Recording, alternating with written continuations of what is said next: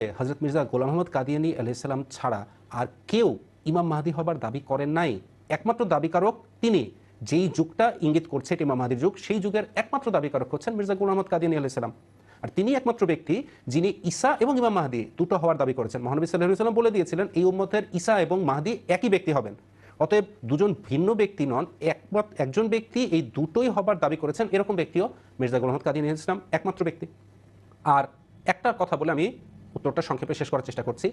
মির্জা সাহেব যখন ইমাম মাহদী হবার দাবি করলেন এবং ঈসা প্রতিশ্রুত মসিহ হবার দাবি করলেন, তখন মুসলিম সমাজের পক্ষ থেকে এবং খ্রিস্ট সমাজের পক্ষ থেকেও হাহাকার পড়ে গেল এবং বারবার তার বিরোধিতা করা হলো, তার উপর কুফরি ফতোয়া দেওয়া হলো, নাউজুবিল্লাহ, অনেক বাজে গালমন্দ করা হলো যে তুমি কোনোভাবেই ইমাম মাহদী হতে পারো না। ইমাম মাহদী হলে রাসূলুল্লাহ সাল্লাল্লাহু আলাইহি ওয়াসাল্লাম বর্ণিত ভবিষ্যৎবাণী যে ইমাম মাহদী আসলে আমাদের মাহদীর জন্য দুটো নিদর্শন প্রকাশিত হবে, একই রমজান মাসে চন্দ্রগ্রহণ এবং সূর্যগ্রহণ। সেই চন্দ্রগ্রহণ এবং সূর্যগ্রহণের নিদর্শন কোথায়? মির্জা সাহেব অপেক্ষা করলেন এবং বললেন যে যদি আমি আল্লাহর পক্ষ থেকে সত্য মাহদী হয়ে থাকি, আল্লাহ তাআলা অবশ্যই নিদর্শন দেখাবেন। এটা পৃথিবীর কোনো বিষয় না, কোনো দলিল প্রমাণের বিষয় না, স্বয়ং এই বিশ্বজগতের স্রষ্টা আল্লাহ তাআলার হাতের বিষয় এবং একমাত্র তার পক্ষেই দেখানো সম্ভব।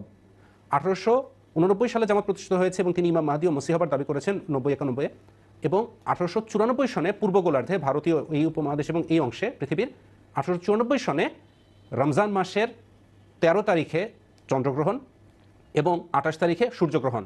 যেভাবে করে হাদিসের বর্ণনা ছিল চন্দ্রগ্রহণের রাতগুলোর প্রথম রাতে চন্দ্রগ্রহণ এবং সূর্যগ্রহণের মধ্যম দিনে সূর্যগ্রহণ হবে, ঠিক হুবহু সেই তারিখগুলোতেই চন্দ্রগ্রহণ এবং সূর্যগ্রহণ সংঘটিত হয়েছে।